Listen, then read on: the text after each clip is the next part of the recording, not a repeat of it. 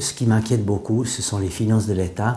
L'État est quand même extrêmement endetté et puis la dette continue à augmenter autant dans le petit État que dans le grand État.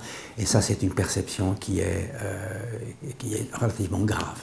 L'économie est extrêmement importante puisqu'elle souffre, donc tous les pays aux alentours du canton de Genève souffrent, mais Genève n'est pas encore atteinte par la crise, mais elle risquerait que cela devienne aussi une crise chez nous puisque nous exportons beaucoup et à ce moment-là, nous aurions quand même beaucoup de difficultés avec certaines PME, des multinationales qui paieraient moins d'impôts, ce qui veut dire qu'il y a moins de recettes et nous serions moins généreux dans les prestations de l'État. Les finances doivent être absolument améliorées. Ça veut dire que d'abord, on doit ne plus avoir de déficit dans les comptes annuels, autant au niveau du fonctionnement de l'État que dans le budget d'investissement.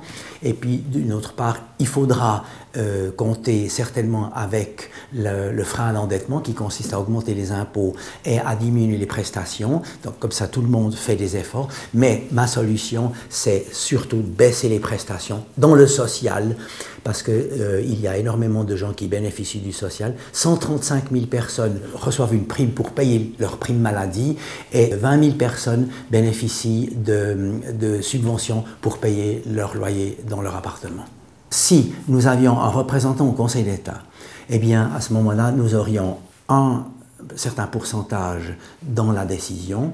Ça veut dire que nous avons au moins un candidat sur les 7 qui pourrait défendre la situation de l'Union démocratique du centre à la gestion du canton et nous pourrions faire passer des idées beaucoup plus facilement qu'à l'heure actuelle où nous n'avons pas de conseiller d'État.